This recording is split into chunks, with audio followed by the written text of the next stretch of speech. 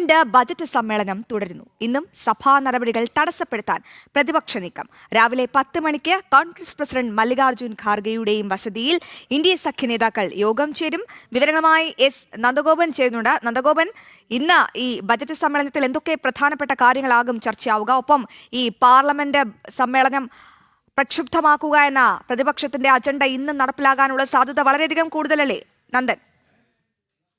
ശ്രുതി, ധനമന്ത്രി നിർമ്മലാ സീതാരാമൻ അവതരിപ്പിച്ച ബഡ്ജറ്റിന്മേൽ പാർലമെന്റിൽ ചർച്ച തുടരുകയാണ്. തുടർച്ചയായ 9ാം ദിവസം ചർച്ച നടന്നിരുന്നു. 9 ദിവസം ഇതിന്മേലുള്ള ചർച്ചകളായിരുന്നു നിശ്ചയിച്ചിരുന്നതെങ്കിലും പാർലമെന്റ് തടസ്സപ്പെടുത്തുകയായിരുന്നു പ്രതിപക്ഷം ചെയ്തിരുന്നത്. ഏതാണ്ട് 19 മണിക്കൂർ 13 മിനിറ്റ് പാർലമെന്റ് തടസ്സപ്പെടുത്തിയെന്ന് നേരത്തെ സ്പീക്കർ തന്നെ വ്യക്തമാക്കിയിരുന്നു. ഈ ഇനത്തിൽ ഏതാണ്ട് 57 കോടി രൂപയോളം ഖജനാവിന് പ്രതിപക്ഷം നഷ്ടവും വരുത്തി.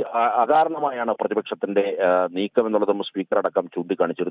ഏതായാലും ഇന്നിപ്പോൾ ശനി ഞായർ കഴിഞ്ഞ വെള്ളിയാഴ്ച ഉച്ചയ്ക്ക് സഭ പിരിയുകയായിരുന്നു പ്രതിപക്ഷ ബഹളത്തെ തുടർന്ന്. ശനി ഞായർ കഴിഞ്ഞിട്ട് ഇന്നിപ്പോൾ തിങ്കളാഴ്ച സഭ ചേരുമ്പോൾ എന്തായിരിക്കും പ്രതിപക്ഷത്തിന്റെ നിലപാട് എന്നത് വളരെ സൂക്ഷ്മമായി നിരീക്ഷിക്കേണ്ടിയിരിക്കുന്നു. രാവിലെ 10 മണിക്ക് മല്ലികാർജ്ജുന ഖാർഗെയുടെ വസതിയിൽ ഇന്ത്യ സഖ്യ എംപിമാരുടെ യോഗം വിളിച്ചിട്ടുണ്ട്. ആ യോഗത്തിൽ ഏത് രീതിയിലുള്ള സ്ട്രാറ്റജിയാണ് സഭയിൽ എടുക്കേണ്ടത് എന്നത് സംബന്ധിച്ചിട്ടുള്ള ചർച്ചകൾ ഉണ്ടാകും.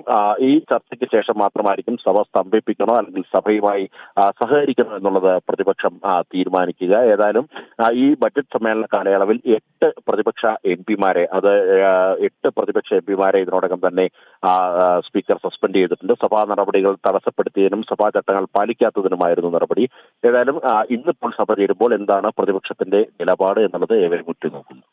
തീർച്ചയായും നന്ദൻ, വിവരങ്ങൾ വ്യക്തമാണ്. എന്തായാലും ഇന്ന് പാർലമെന്റ് ബജറ്റ് സമ്മേളനം തുടരും. സഭാ നടപടികൾ തടസ്സപ്പെടുത്താനുള്ള അണിയറ നീക്കങ്ങളുമായി പ്രതിപക്ഷവും തയ്യാറായി കഴിഞ്ഞു. നന്ദനാണ് വിവരങ്ങൾ നൽകിയത്.